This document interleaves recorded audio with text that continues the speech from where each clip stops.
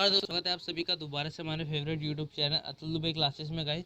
तो चलिए current affair analysis में आज हम बजट के बारे में डिस्कस करते हैं कि कल जो बजट पास हुआ उसके बारे में क्या क्या उसके फायदे क्या क्या नुकसान हैं। चलिए स्टार्ट करते हैं वीडियो को। तो गाइस चलिए बजट के ऊपर अपना वीडियो स्टार्ट करते हैं। जो हमारा बजट होने वाला है वो 2021 से लेकर 2022 तक यानी एक साल तक ये बजट रहने वाला है।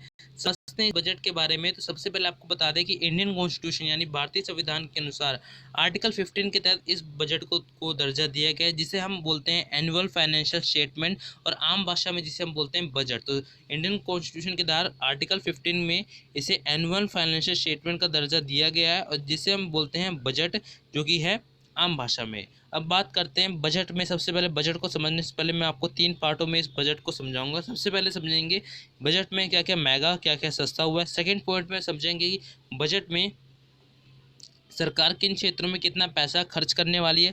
और थर्ड पॉइंट में हम समझेंगे आने वाले चुनाव में सरकार किन किन राज्यों में कितना पैसा खर्च करने वाली है, उसमें भी इस बजट के ऊपर प्रावधान किया गया है।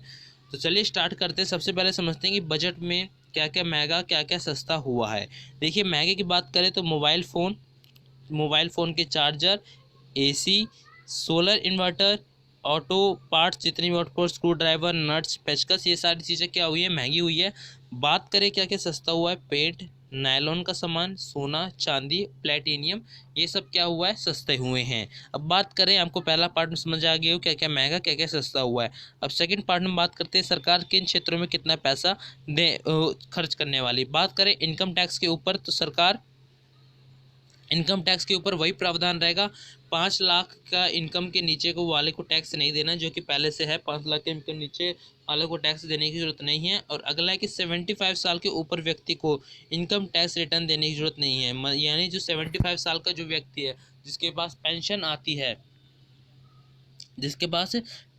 सरकार द्वारा, उसको इनकम टैक्स रिटर्न देने की ज़रूरत नहीं है। लेकिन सरकार ने इसमें एक और प्रावधान जोड़ दिया गया है, वो ये है कि जो अगर 75 साल के व्यक्ति के पास अगर ये पेंशन ही आ रही हो, तब वो इनकम टैक्स रिटर्न नहीं देने की ज़रूरत है।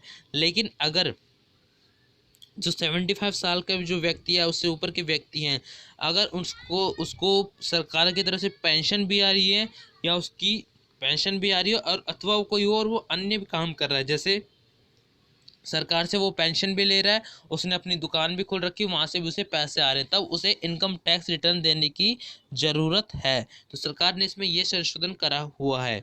अब बात करते हैं माइग्रेंट के ऊपर। सरकार ने अपने बजट के ऊपर क्या किया, माइग्रेंट वर्कर के ऊपर। तो माइग्रेंट के वर्कर के ऊपर सरकार का कहना है कि one nation one ration card के ऊपर हम काम करेंगे। यानी कोई भी व्यक्ति किसी भी राज्य में राशन कार्ड द्वारा सरकार के राशन मुहैया, जो भी सरकार राशन मुहैया कराती है उसे आसानी से खरीद सकता है। मतलब ये नहीं लिखा रहेगा राशन कार्ड में कि बिहार का है तो बिहार का आप राशन कार्ड यूज़ कर सकते हैं। अगर आप बिहार में रहते हैं तो आप उस राशन कार्ड को दिल्ली में नहीं यूज़ कर सकते हैं, क्योंकि आपके पास बिहार का राशन कार्ड बना हुआ है। तो सरकार ने इसमें यह लगाया कि अगर आप किसी भी राज्य में रहते हैं, आपका माइग्रेंट आप किसी भी अन्य राज्यों में करते हैं, अगर आपके पास राशन कार्ड है तो सरकार जो भी जिस राज्य में राशन मुहैया करा रही है, आपको राशन उसी राशन कार्ड से मिल जाएगा। मतलब आपको एक ही राशन कार्ड बनवाना है जो कि पूरे सब जगह राज्यों में अलाउ होगा। अगला बात करते हैं हेल्थ केयर सेक्टर में, जो कि सरकार ने काफ़ी ज़्यादा हेल्थ केयर सेक्टर पे जोर दिया है। तो 2.23 लाख करोड़ का बजट होगा हेल्थ केयर सेक्टर पे, जो कि काफ़ी बिग अमाउंट है। और वैक्सीनेशन प्रोग्राम का सरकार ने जो कोरोना वायरस की जो वैक्सीन लगेगी उसमें 35,000 करोड़ का रखा है पैकेज ही। 35,000 करोड़ तक के सभी को वैक्सीन लग जाएगी। बात करते हैं इसमें जितने भी हमारे हेल्थ केयर हैं, primary health care, secondary health care, tertiary health care में सरकार कितना पैसा खर्च करने वाली है। तो 64,180 करोड़ सरकार पैसा खर्च करने वाली इन सभी सेक्टरों में, प्राइमरी हेल्थ केयर सेक्टर में, सेकेंडरी हेल्थ केयर सेक्टर में और टर्शरी हेल्थ केयर सेक्टर में, इन सभी में इतना पैसा खर्च करने वाली है। बात करते हैं रेलवे और एग्रीकल्चर की। तो रेलवे में 1.1 लाख करोड़ का इन्वेस्टमेंट करने वाली है। एग्रीकल्चर में बात करें तो 16.5 लाख करोड़ का भी इन्वेस्टमेंट करने वाली है। इससे जो बजट है, इससे अगर देखा जाए, सरकार का कहना है कि जो ये बजट है ये 2020 या 21 की अपेक्षा 2021 से लेकर 22 तक काफ़ी अच्छा बजट रहेगा। इससे जो हमारी जीडीपी जो 2020 से 2021 तक 9% हो गई थी, यानी काफ़ी नीचे गिर गई थी, जो ये वाले बजट के आने से 6.5% का अनुमान लगाए, यानी 6.5 जो हमारी जीडीपी है उसका अधिक से अधिक विस्तार होगा, यानी अधिक से अधिक ऊपर होगी हमारी जीडीपी। और पर्यावरण के ऊपर सरकार का क्या कहना है कि पर्यावरण के ऊपर जितने भी पुराने वाहन हैं और जितने भी धुआं छोड़ने वाले वाहन है, जितने पॉल्यूशन फ्री वाहन है, उन्हें सरकार बैन करने के लिए रेडी कि उन्हें हम बैन कर देंगे, वो अब चलने के लायक नहीं बनेंगे।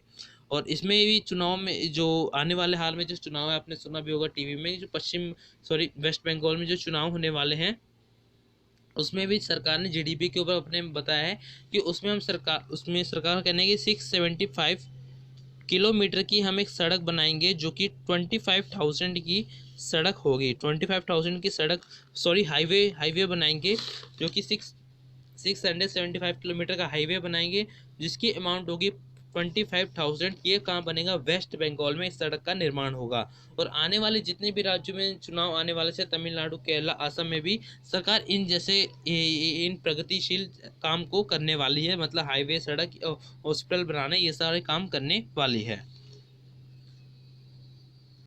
तो आई होप अगर आपको हमारी वीडियो अच्छी लगी हो तो इस चैनल को हमारे ज़रूर सब्सक्राइब कर लीजिए, बेल आइकन पर प्रेस कर लीजिए, लाइक शेयर कमेंट करना मत भूलिएगा। और तब तक के लिए जय हिंद, जय भारत।